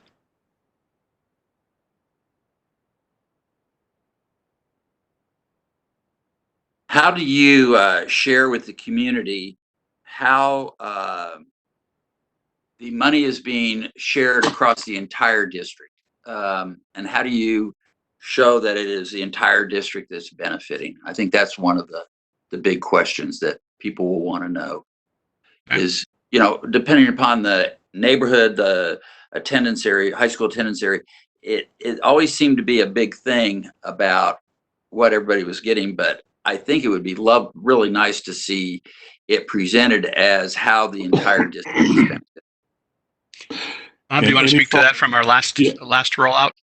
Yeah, any thoughts on how you would do that? Because the age of the building is going to make a difference in how much money you're spending on that. So, you know. But it is a money thing, as you know, we got technology going into every building. We've got, you know, cycle projects that affects every building in the district, and, you know, pretty evenly spread out among the number of elementary schools in each attendance area. So I think not just, you know, let's pull the, let's say the rebuilds out of that equation maybe for a second, and look at, it does, everything else would be very easily spread equally across the district, you know, if you eliminate the rebuild component. But there are rebuilds in almost every attendance area too, isn't there, Bob? There was last time. So is that one of the things you would prioritize with determining which elementary schools get rebuilt? Would that be an element in the prioritization? And how would that be presented to the community? Well, if you look at that, you've got Northwest area, which is our newer area, and they really don't have a school that would need to be rebuilt probably for 10 or 15 years, because those buildings are newer. So I think you got to look at the older part of the district, which has still quite a few buildings that were built in the 50s and 60s, and how you balance that out and how you justify to everybody that you're spending the same amount of money. I'm not sure I know that. I'm not sure if I'm thinking that it's a dollar figure as opposed to the benefits figure. You know, everybody is benefiting. The district is stronger. You know, the education is similar. We have the ability to offer every child in the district equal education based on their abilities. You know, I think that's a real strong element and could be a big part of a bond selling process, especially for, you know, certain demographics within the district. Sure. Okay. Great. Thank you. Susan Metzger? I would just say that how we communicate to the public, to our patrons in Shawnee Mission, should always drive to how the district is looking forward with the strategic plan. The way the district is looking, or the delivery of, I think it would go back to what Gary said, the delivery of how we are challenging all of our teachers to look at each child individually, looking at technology, looking at collaboration.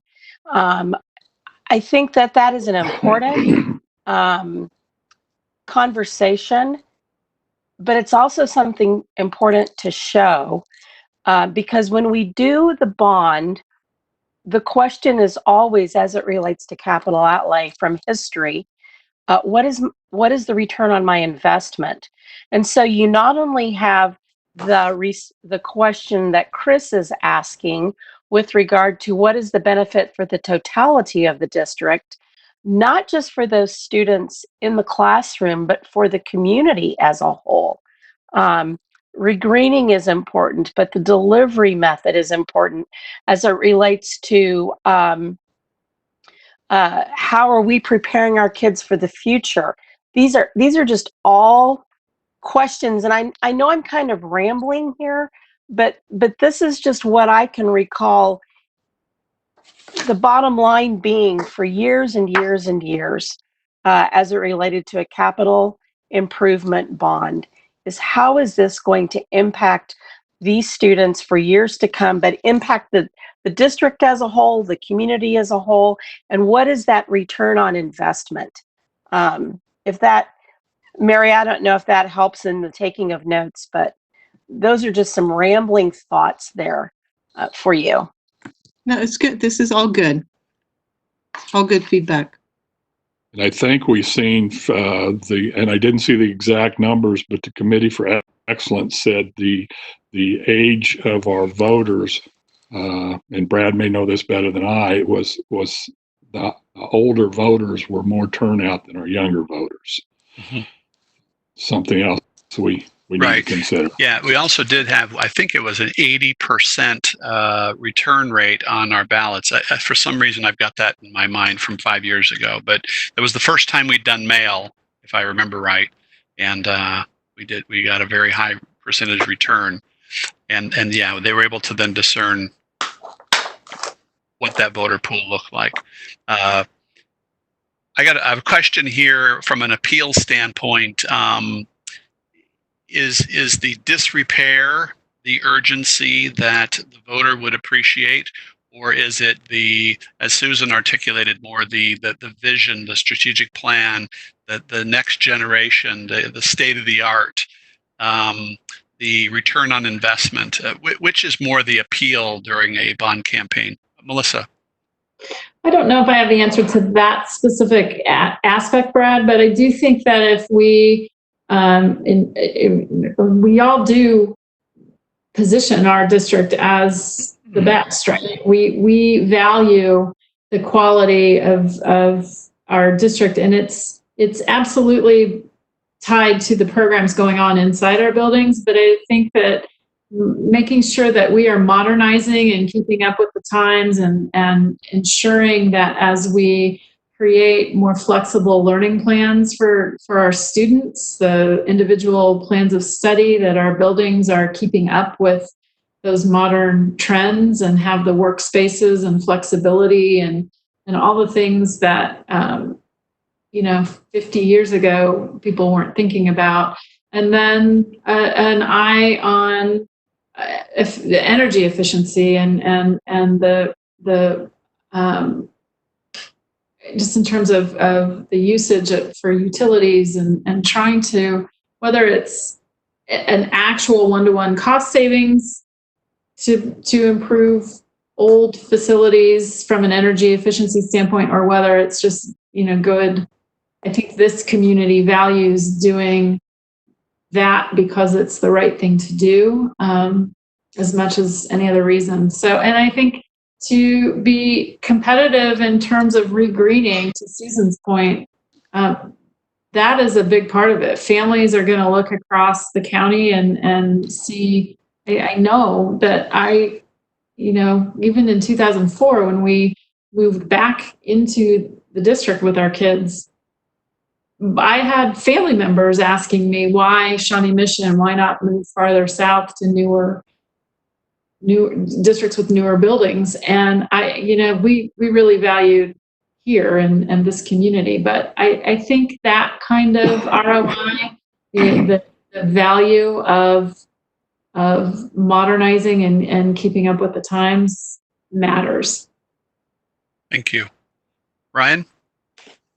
Similar to how we talked about at the beginning of last meeting, kind of this committee when we're comparing things, is there other districts or a comparison group when you look at upgrading or replacing new buildings? So in other words, districts this size that get similar tax dollars, similar revenues, is there a comparison group or a group that we gather information from that they're looking for advice from Shawnee Mission, or Shawnee Mission is looking for advice from other groups? But is there a comparison group when you're looking at replacing buildings that's kind of a best of practice? Not to my knowledge. I know we like to compare ourselves to Blue Valley and Olathe, but we have older buildings than most of what they have. So we normally are that's where our comparison lies most that I hear of. Yeah, and obviously that's tough to do. Those are newer districts, newer buildings. I just didn't know, nationwide, if there's something like that, or if the superintendents talk at that level as far as rebuilding infrastructure, if there's any sort of best of practice. To me, again, that's a nod to approve something like that. If it's a database that I'm comparing to, and best practice shows that you repair a building for X years and you replace a building after X years, that helps me, kind of make my decision or look at it differently. I've not seen anything like that. There is a group called A4E that's doing some stuff along that lines. I'll go back and look and see if I can find anything. Right. Melissa, and then Susan Metzger, and then Mary. Melissa. You're not done, Susan? Okay. Go ahead, Melissa. Ryan, I think to your point, a couple of thoughts. In the state of Kansas, most districts in the state are much, much smaller than Shawnee Mission. So it's hard to compare across the state.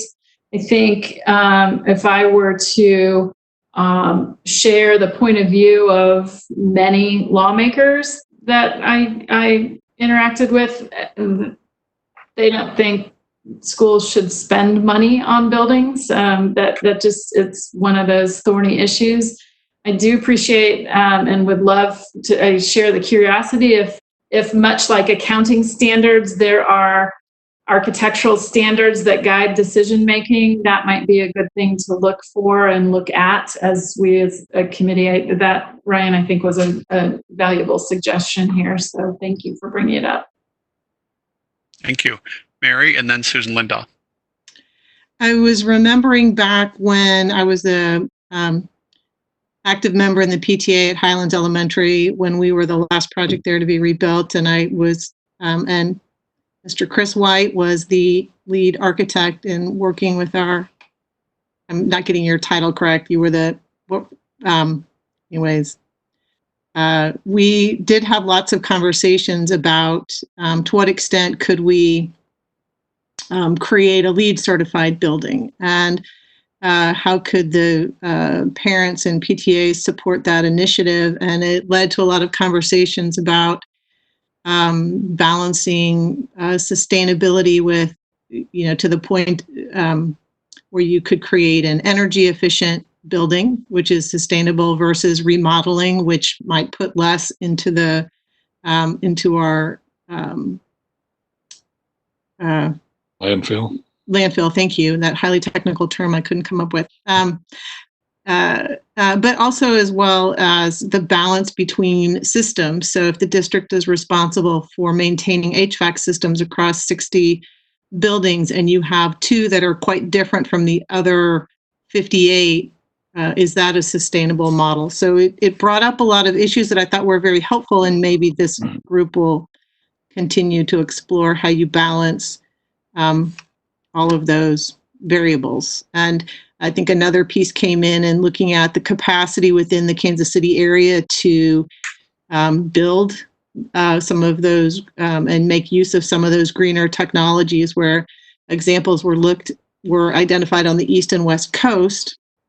But when you look on those coasts, there were typically more opportunity, or there were more companies that were geared towards those kinds of buildings and projects at a more affordable rate. And so balancing some of those capacities locally, or we could be ahead of the curve in the Midwest. So there were a number of pieces that seem to play into the decision-making process. And I think it would be helpful if this group could articulate some of those. And I think when it comes to construction, You've got to think about what all's going on in your area. I think the airport and some of the other major construction projects will probably drive your cost up in the future years.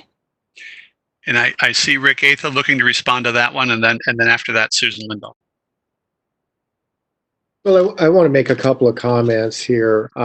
One is not only are we, each of the committee members here is representing the 5 attendance areas. But I also don't think we can forget that the school district also represents 14 different municipalities. And each one of them is proud of the schools that we have in their community. And that becomes part of the conversation as we do base our decision or base our, the conversation around the needs of the district facility-wise.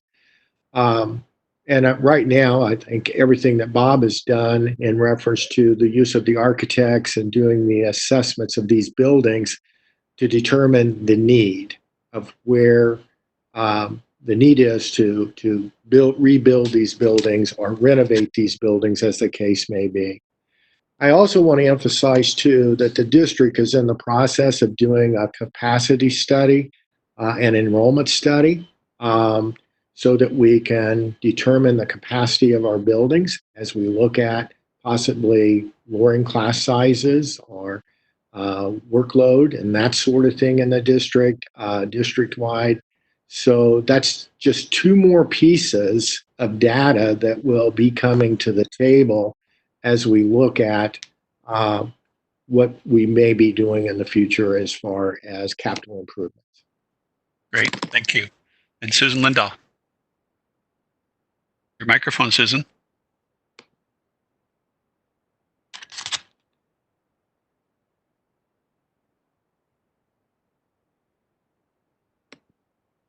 Let's see. There it is. I got it. One of the questions that I was asked about, just kind of floating the question with community members, how they would feel about supporting a bond. One of the questions that I've been asked by several individuals is around the TIF with the Brookridge project and that going through 2040 plus. And, they were asking, is there a statement? Do we have a statement to help them understand why we didn't use that statutory veto power. And I know in the past it's been, because of the, we couldn't show the adverse effect. I wasn't, certainly as involved and haven't done the research that I started to do here of late. But I want to be sure that I can adequately address that and refer them to a place, on the website where they could go to look at that. Because I think for those individuals, and some of them protested that, as we all know, for quite some time, how could we support them? And how could we show them that the bond is something that we truly need, as you said, for best practices for our strategic plan, just to better build our support in the community for those individuals who are saying, gosh, we live in an area that was really hard. And so, when you ask me, would I support this? And I certainly will. How could we answer that in a way that would be succinct and would show that that we do need these capital outlay funds and that we couldn't show that it was adversely affected at the time. So, Russell, I don't know if you could answer that or. I think that'd be a good one that we could do a follow-up answer to, because I think it's going to be a pretty in-depth response. Oh, absolutely. And I think it would really help us build our case if we were able to do that. I think that I want to be able to say definitively, here's why you should support if we bring something forward. Brad, can we give Melissa 2 seconds on that?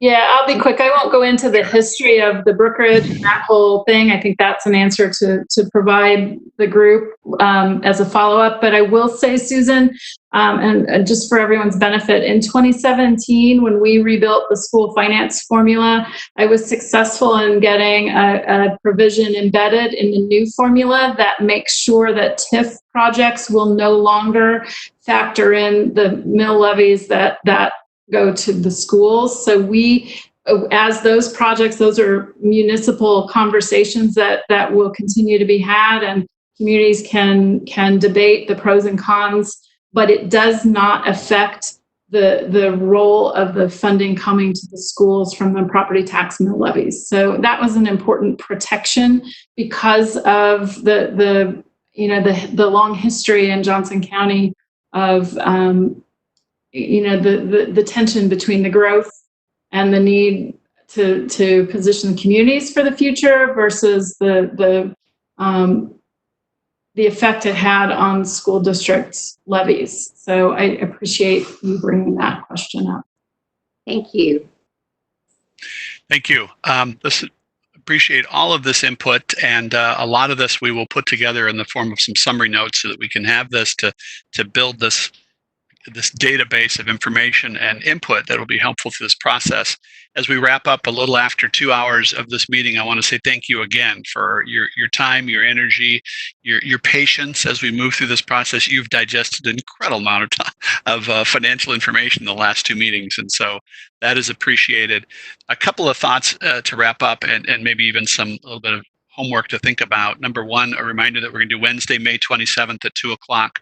But we will make sure and include you on the emails that speak to the next 2 board meetings. So I think those are really important too. If you could observe from home, however you want to do that, I think that would be helpful to see Russ's presentation there. The engagement back and forth with the board during the budget workshop would be helpful. Couple of protocol questions and then one last follow-up question. If you have information requests that come out of this, again, I'll encourage you to send those to Terry Wintering. Anything that's data that's already produced, available, that you would just be interested to having to further your knowledge, by all means, shoot that question to Terry Wintering, and we'll provide the link or the source of the document for you to have. That's something that's already been produced. Secondly, if there's any other clarifying questions that later on you thought about, wait a minute, I didn't get an answer to this one, by all means, shoot that one to Terry as well. We had some questions last time. Hopefully we got those answered with this meeting. And then the last one I want you to think about is I asked you to think broadly about how we're going to continue to move down this path of improving the engagement with our community and how best to communicate these very difficult, very complex moving parts as it relates to finances. But I'm going to layer in 2 of the realities that we have right here in front of us for you to think about, and maybe even type out an answer if you so feel would be helpful. One is, how do we explain what I'm going to call the whirlwind of the changes of school finance as it relates to state funding over the next, I'd say, 3 months. There's going to be a lot of near-term narrative around what that means. We're going to have legislators posturing in all different ways around those numbers as it relates to their own elections coming up. I'm already seeing that happening. But secondly, I'd like your perspective on the COVID situation. I mean, we're talking about physical structures as well as the delivery of education.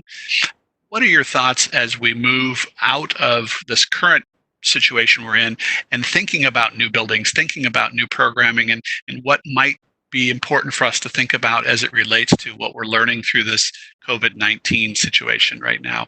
You can tell that's a whole nother big conversation, but I think there are going to be elements of that will play into the questions and the processing that the average voter goes through and says, well, based on what we learned out of the COVID, what would be helpful in knowing about buildings of the future, communications of the future, education delivery in the future? So I'll challenge you to think about that. And with that, I'll ask Dr. Fulton for any wrap-up thoughts as we close out this meeting. Well, I hope you found today's information helpful. Again, we're thankful for the work that you're doing, and by the time we get to our next meeting, we should be in a good position to share with you some of the insights that we're gaining from our enrollment study and our capacity study as well. And those are 2 important elements of informing what we need to do with our facilities going forward. So again, thank you for your work. All right. Thank you all. Appreciate this time.